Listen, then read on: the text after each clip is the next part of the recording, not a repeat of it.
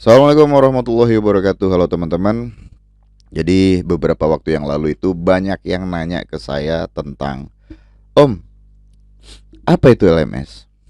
Karena di postingan saya sebelumnya di status Facebook ya, saya mau buka kelas itu LMS Mastery. Jadi di LMS Mastery itu sebenarnya saya ngajarin atau sharing lah ya tentang bagaimana caranya kita mendeliver materi itu menggunakan LMS. LMS ini Learning Management System, sebuah software ya untuk mengatur distribusi materi ke member ataupun ke siswa. Nah, biasanya LMS ini digunakan tuh dari udah lama sih sebenarnya. Tapi yang biasa menggunakan LMS ini adalah kampus biasanya.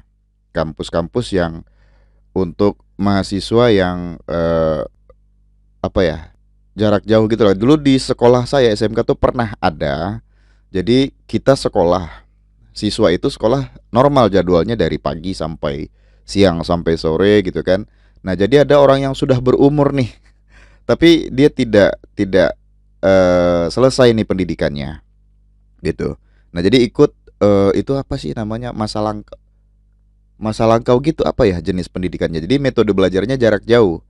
Guru saya dulu ngasih materi itu ke mereka per bulan, per 3 bulan ataupun per 6 bulan. Jadi kerjakan tugas sendiri, belajar sendiri. Jadi nanti tugasnya disetor ke sekolah. Begitu sudah selesai nanti 1 semester 2 semester mereka juga ikut ujian, ada nilai dan nanti ada ijazah yang dikeluarkan dari sekolah seperti itu. Nah, sedikit banyaknya konsep LMS itu kayak gitulah ya, dan ini biasanya digunakan untuk mahasiswa yang jarang hadir ke kampus kayak gitu. Nah, intinya LMS ini biasanya digunakan untuk belajar lah. Nah, itu banyak digunakan oleh mahasiswa. Nah, seiring berjalannya waktu, LMS ini penggunanya bergeser. Bukan hanya kampus lagi, bukan hanya tempat kursus lagi, tapi eh para instruktur yang memiliki ilmu untuk diajarkan, ada siswanya, ada membernya, sudah mulai menggunakan LMS untuk edukasi. Seperti itu.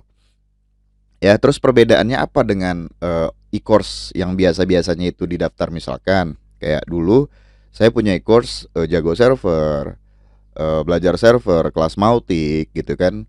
Kemudian kelas email marketing gitu. Nah, nanti itu bentuk model member areanya kayak mana? Misalkan. Nah, ini adalah perbedaannya e-course. E-course itu adalah sebuah media pembelajaran, ya. Ya, intinya LMS itu adalah perangkat lunak yang dirancang untuk membuat, mendistribusikan dan mengatur penyampaian materi pembelajaran. Dan nantinya itu seperti kayak di kampus juga ya. Kayak di kampus, member.belajarserver.com. Dan LMS itu ada fitur untuk tanya jawab, ada kuis, ya kayak kayak gitulah.